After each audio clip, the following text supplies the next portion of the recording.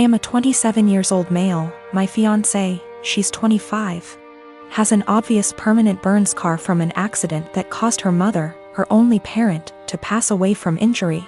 My fiancé had a long recovery. It's been 7 years. The scar is on her collarbone. It goes down her chest but isn't showing. Unless she's wearing scoop / square tops. She often wears hoodies / jackets to cover up. She puts this cream, I don't know what ladies call it, but it's supposed to tone skin color or something. I'm not sure, but my fiancé calls it foundation that is 1 degree brighter than her skin color. I absolutely adore her. She's pretty, smart, ambitious, and the list goes on. What happened was unfortunate, and I'm glad she's at peace with herself and more confident. My family love her. How can they not? She's a member of the family.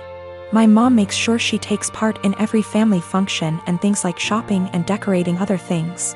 However, my sister made comments about my fiancé's scar several times.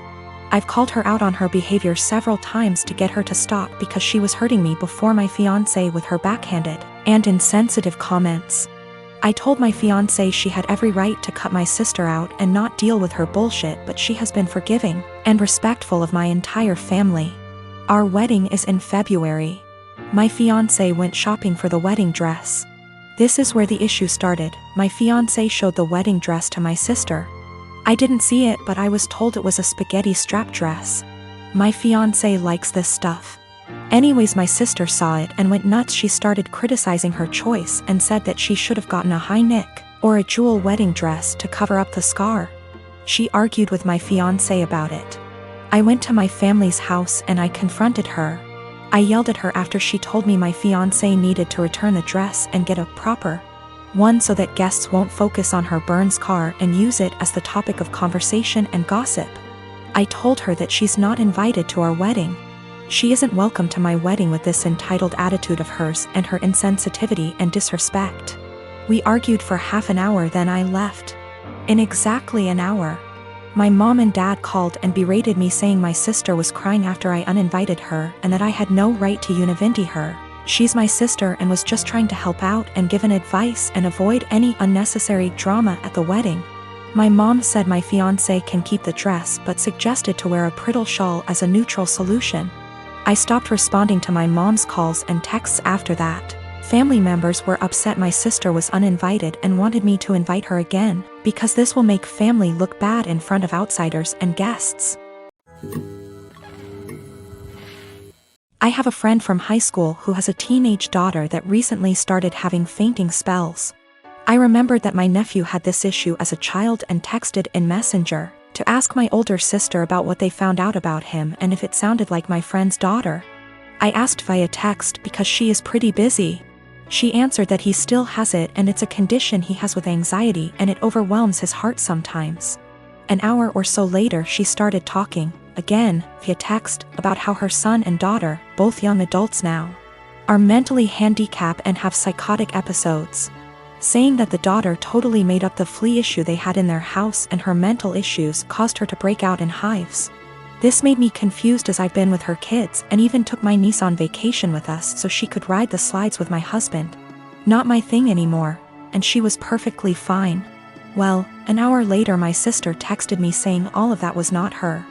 After she had told me about her son's anxiety issue, she had went to work and her husband. Yes, her husband had pretended to be her and even Googled all this BS up. I already had issues with her husband. He has lied and has had other issues before. To say I was angry is an understatement. Her husband, who is not her children's father, was bad-mouthing and telling me her kids are mentally unstable. Carl already has a past of being like this to her kids and my sister went along with it. I told her, that was it. I'm done. I went no contact for the past month, although I kept in touch with the kids. She has a younger son, age 15. And he does not get along with her husband, either. I told the elder too what he had said so they had a heads up. My sister defended him initially but apologized 2 days ago. I told her that her husband needs to apologize for himself, though. He is a grown man. Until then my kids and husband will not be attending anything outside of holidays at my mom's house, their neighbors. My mom can visit or I can visit her, but my kids will have nothing to do with her husband. Even after the apology, he will not be family to me or mine. He is deeply homophobic, drunk every time we visit, and racist. He is the reason my sister is not someone I want to raising my kids if something happened to us. My mom told me I should let it go, because family, but my husband backs me 100%. He claims he thought I knew it was him because they share a FB account. He was looking at other women's accounts and talking to them. So my sister insisted they share an account so he would not do that. Even if it were him not pretending to be my sister, he was spreading lies about two people I care for deeply. Son is in 4th grade. School is only open on Mondays. The rest of the week he is home with me. They don't do virtual learning during the rest of the week. No Zoom calls are made. No teacher actually checks in. Homework at home is not to be sent back to the school, and instead they get a participation grade the following week if they tell their teacher they completed it. It's backwards, and your students aren't being graded for the work they actually do. Every Monday we get a new flyer in the mail asking for donations. Last week we got a flyer that said to send out 20 emails to individuals to ask them for donations, with the promise of prizes for participation. They also had other prizes on this flyer. Basically, the more people who donate using your name, the bigger the prize you get. My son wanted the headphones prize. Nowhere on the flyer did it say how many donations was needed. I called the school to ask and they said 12. I sent out the 20 emails. 14 people donated. The donation list was to be emailed to the school with the student ID, and we were to pick up the prizes this past Monday. Son was losing his mind excited because he got the 12 donations needed for the headphones. We walk in and they proceed to tell me and my son that he did not qualify for the prize because in order to be eligible, you needed to get those 20 donations. Apparently the prizes for donations started counting after you received the 20. They turned damn near every student away, not just my kid. So I sent the boy out with his father and pulled the teacher and principal aside to let them know that they got these kids' hopes up for absolutely nothing, and that all they accomplished was destroying the children's spirits by lying to their faces. I then told them that I was told by the secretary that he only needed 12 donations for those headphones. They said, "Sorry you feel that way. This is just how things are right now due to COVID." So I responded with, "Oh, so lying to students and breaking their spirits is okay because of COVID? Failing to provide virtual learning for the rest of the week like other schools is okay because of COVID? Asking for donations when the kids are only here once a week must be okay, too, right?" I then walked out. Well, my son got the headphones in the mail today with a note from the superintendent that said, "I'm very sorry for the actions of the school system and the confusion formed around the donation drive. We are trying to work with the families, not turn them away. Please accept this as an apology." My son is over the moon. My husband says that I was being a Karen and that we should have just dropped it because it teaches our son that life isn't fair, and that I now look like an helicopter parent. I purchased a 3-bedroom condo in Toronto, Canada 5 years ago when I was in my 2nd year of medical residency. Soon after the purchase, I rented one of the rooms to my roommate to offset the costs of the mortgage. I live in one room, she lives in the second, and the third is my study/office. She has been a great roommate from the beginning. We aren't necessarily friends, as in we don't do things together for fun, but we get along exceptionally well. The entire roommate/tenant relationship has gone swimmingly up until recently. A couple of weeks ago, my roommate broke the news to me that she is pregnant. The father was a fling of hers, who does not want anything to do with the child. My roommate has decided she wants to keep the child anyways, and raise it on her own. To me that seems like a huge challenge, and I admire her for it. The issue is, while I don't necessarily dislike children, I have no desire to live with a baby. While the condo is a fair size, I will most definitely be woken up by the babies crying at night.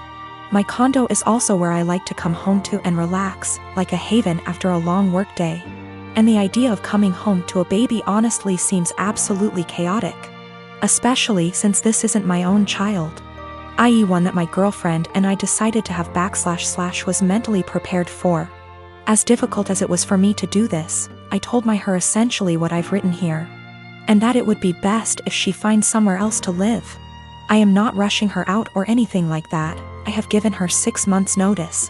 Since any later than that will come too close to the birth. She was honestly quite taken aback by this, and thought that I was being cruel. Her primary concern is that rent has gone up substantially in this city since she signed on with me. I haven't increased her rent since she moved in, so she's essentially paying 2015 rent. She works as a waitress, and will likely need to find a lesser apartment to keep within the same budget.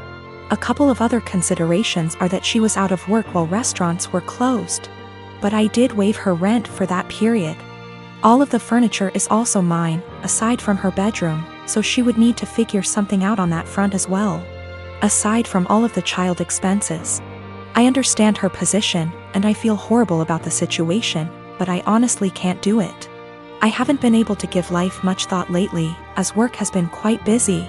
Firstly, I have a friend in real estate, and I'm going to see if they can help her try to find some affordable listings.